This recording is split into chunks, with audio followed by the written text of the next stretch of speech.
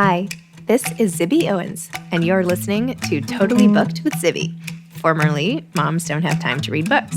In my daily show, I interview today's latest best-selling, buzziest, or underrated authors and story creators whose work I think is worth your time.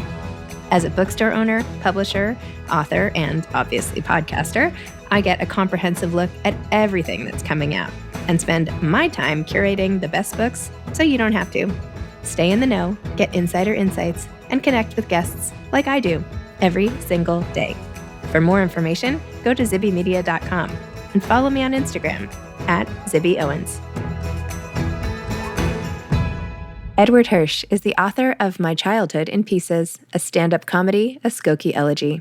Edward Hirsch is a MacArthur Fellow and has published 9 previous books of poetry, including The Living Fire, New and Selected Poems, and Gabriel, a Poem, a book-length elegy for his son. He has also published 7 books of prose, among them How to Read a Poem and Fall in Love with Poetry, a national bestseller, and 100 Poems to Break Your Heart. He has received numerous prizes, including the National Book Critics Circle Award. A longtime teacher at Wayne State University and in the creative writing program at the University of Houston, Hirsch is now president of the John Simon Guggenheim Memorial Foundation.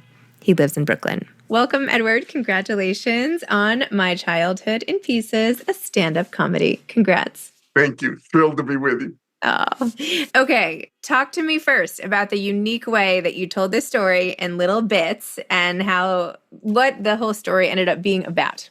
I started out just by writing down things that my parents said to me, sort of as they were just things they said, zingers really that they gave me, but I realized that they were structured like jokes. And the very first one that I wrote was, I called it Conversation with My Mother. My mother was stirring soup at the stove. And I said, you really shouldn't make fun of me. You're my mother. And she said, don't be so short, kid. And they're so harsh and funny. And I started just writing them down because I'm not sure why, but I guess maybe because they're gone now and this kind of style is gone. And I discovered that I could structure my own statements and stories and anecdotes in the same way, but not just quoting them. And this enabled me to start opening up parts of my childhood that I had never written about. And I discovered that these microbursts with a title, these mini prose pieces, had a lot of punch. And they also gave me a lot of flexibility in telling a story. And over time, I realized that not all of them needed to be funny. They all needed to have a punch. So through these short snippets and scenes, you end up giving us a depiction of a life that at the end you say your sister views as traumatic, and it never occurred to you to think of it that way. Tell me more about that. I guess this is temperamental. I mean, I have 2 sisters, but one of them, my sister Arlene, and I went through everything together in our early childhood. The acknowledgement that you're talking about is that she went through psychoanalysis. So she remembers everything, but she doesn't think of it as funny. And so when I started writing this book, we were talking all the time, and she'd often say, well, this just isn't funny. And I go, well, I can make it funny. And that was sort of the jousting that went on. But she's immensely helpful because she remembers everything. So this is temperamental, but it's also a strategy of different ways of coping. I do say she thought it was funny too. I did say that her way was more expensive, required psychoanalysis. So your book basically takes us through your parents as sort of teenagers to you when you become close to their same age as when we start the book and you're going off to college and sort of saying goodbye to the childhood era, even though we kind of know childhood extends beyond that now. But give us a quick preview. What happened after the book ended? From what's happened since the book ended to now in your life? Well, the book ends. I just arbitrarily ended it when I go off to college because that seemed like one end to childhood. And the last piece is called Childhood Was Gone. Right. And I go off to Grinnell College. And then I went to Grinnell College, and at Grinnell College, where I played football, I also became serious about writing poetry. Mm. There are sort of hints. I think of them as sort of breadcrumbs, sort of leading you the way, sort of hints towards my future vocation. Because I started writing poetry in high school, but I certainly didn't think of myself as a poet. But in college, I got serious about studying poetry and becoming a poet. So I did that. And then I started winning fellowships, and I went to graduate school and got a PhD. I started teaching at Wayne State University. I published my first book, and I was kind of on my way. And I guess the only other thing I'd add to this was at some point I also began writing about poetry and found another part of my vocation, which was part of it was writing poetry, part of it was teaching poetry, and then part of it was advocating for poetry. Do you view this book in a way as poetry in these short segments? I'd like to sell some copies. No, so I'm going to say no. I'm going to say no. I'd say my editor said it's poetry adjacent. Okay. And I'd say it's poetry adjacent. That is, it's really not poetry, but it is. There are things that poems have in common with stand-up jokes, and that's that they have a turn, and that's the thing that the jokes have, and that's the thing that poems often have. What in Italian poets in the Petrarchan sonnet they call the volta or turn. And so there are ways that jokes are like poems. And in terms of the compression of language, this is like poetry, but it's really prose, and it's more flexible than poetry, I think, in sense as it gave me access to a whole kind of vernacular experience that I just hadn't been able to capture in poetry. And I think that's what was so exciting about the method for me not being poetry, is it enabled me to tell things and quote people and tell stories that I just hadn't been able to tell in poetry itself.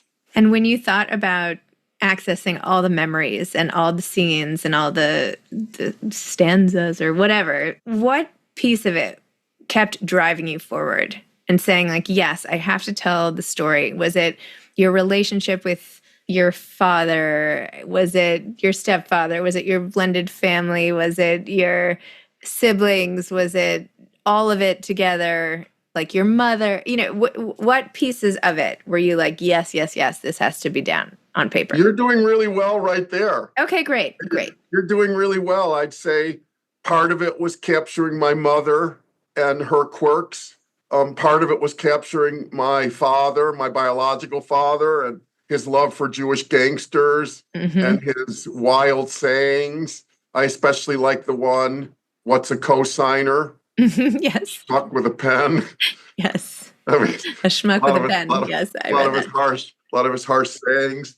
Also, my grandparents, and capturing the world that they came from. And I that was where I started. And then my stepfather, who adopted me. And then I was worried that it would sort of fall off after that. But I found that this also became a way, as they became a little less important, I'd say, as I became more of a person myself. This method also helped me to tell my own story, basically how someone becomes a poet, and how the traumas and stories of childhood wound you into poetry, and how the difficult things that happened to me mixed with a sort of somewhat ordinary suburban high school experience of meeting girls and playing football and playing sports. And that mixed with this underlying, I guess, grief was the shaping of me. And so I saw it as the making of a person. I love this moment when you were playing, I thought it was baseball, but I could be wrong, with Neil, and all of a sudden you call him Dad, and you're like, it took both of us by surprise. You're like, but from then on, I called him Dad, like when my mom wasn't around. Yes, my stepfather, we learned he was our father because my mother went and got married, and then when she came back, she said, you should not call him Uncle Kurt anymore. You should call him Daddy Kurt. That's how we knew. Oh, not Neil. Sorry. What did I say? Neil, and it's Kurt. I'm sorry. Yeah, I always get names wrong. I'm so sorry. It's okay. Yeah, it was Kurt. I had 4 letters in my head. I got the wrong 4 letters. Okay, keep going. It sticks with you because he said, when he introduced himself, he said, my name is Kurt. That's Kurt with a K. Yes, he we called him Uncle Kurt. We felt disloyal to our father. And then he decided I was too much of a mama's boy and he should get me interested in sports. Right. And what you're talking about is how he took me to the batting cages and it was pitching and I slammed one, felt really good. And he said, good hit. I turned around and said, thanks, Dad. And then we both looked shocked. And then he said, I'm going to pick up the speed on the next one. And so slowly we started calling him first Daddy Kurt, and then we started just calling him Dad. And at first, my biological father, we called him Dad, then we called him Daddy Ruby, and then eventually we just called him Ruby. Wow. So it was kind of switch. If you were to point out the most painful and the funniest moments in the book, what would you say? Where is the moment where you felt most exposed? I guess the rupture of our childhood was the court case where my father sued my mother over our last name. Mm-hmm. And I guess that was a fault line because of what happened. And certainly the most painful moment in our childhood was when our father lost the case, or we thought he lost the case, and he screamed at us that we had betrayed him and we weren't his children anymore. That was certainly the most haunting break in my childhood. And I'd never really been able to tell that story. And this method somehow enabled me to back into telling the story. And I think that would be the crux of what sent my sister into psychoanalysis too, because it was just a tough moment. I'm sorry that happened to you all. It happened, and I'm glad to be able to tell this. I'm glad to be able to tell the story. It's not very funny, but the book is not meant to be entirely funny. Mm-hmm. The method became very flexible, I guess. And I felt excited by the way that what are sometimes jokes then become just turns, and then enabled me to tell stories that weren't funny, but seemed consistent with the rest of the book. I love that. Well, I found the format highly innovative. You know, it's crazy when you read so many books and you're like, oh, well, why didn't anybody else do this? Right? Like the short sections, and each one has a title, and the titles are often funny. And then, you know, a little bit of text, and occasionally you got longer. There were like 1 or 2 sections. Like, why did he decide to make these so much longer? I don't know. They could have been a couple sections. I don't know. So anyway, I found that quite original. I'm glad you felt that, because I was very excited by the method. Mm-hmm. First, I just started writing things down, but I found it incredibly flexible and amazed that no one had done it. It just felt to me, an original way to tell a story. Yep, me too. And it's sort of trying to channel how you tell an anecdote or you tell a funny story. As you know from your family, we all have a lot of funny anecdotes from our family lore, I guess. And I figured out a way to channel those and tell them. And I felt very excited by the pop in the method. Me too. Very cool. And you have a fabulous cover, by the way. Were you so excited when you saw it? Oh my God. I think the cover is so great. They had asked my opinion, and I suggested cut up family photos. And they go, yeah, that's very cliched. All memoirs do that. And then they came up, this is just the Knopf art department, they came up with this, it looks like a movie screen from Chicago in the 1950s, like a drive-in movie. It's so witty. It's so good. Yeah. And a Skokie Elegy. I should have read that when I was reading the... Yes, it's a double subtitle, a stand-up comedy and a Skokie Elegy, because it really tries to be both things. Yeah. It's both, the method is stand-up, but it's also a portrait of a vanished world. Yes. Wow. Well, thank you so much, Edward. This is so great to talk to you about, having read it and understanding your whole family and your history and everything. So thank you for sharing it with the rest of us. I really appreciate it, and I'm glad it was helpful for you. Thrilled by your great responsiveness. So much appreciated. My pleasure. Okay, take care. Bye. Bye-bye. Thank you for listening to Totally Booked with Zibby, formerly Moms Don't Have Time to Read Books. If you loved the show, tell a friend, leave a review, follow me on Instagram at Zibby Owens, and spread the word. Thanks so much. Oh, and buy the books.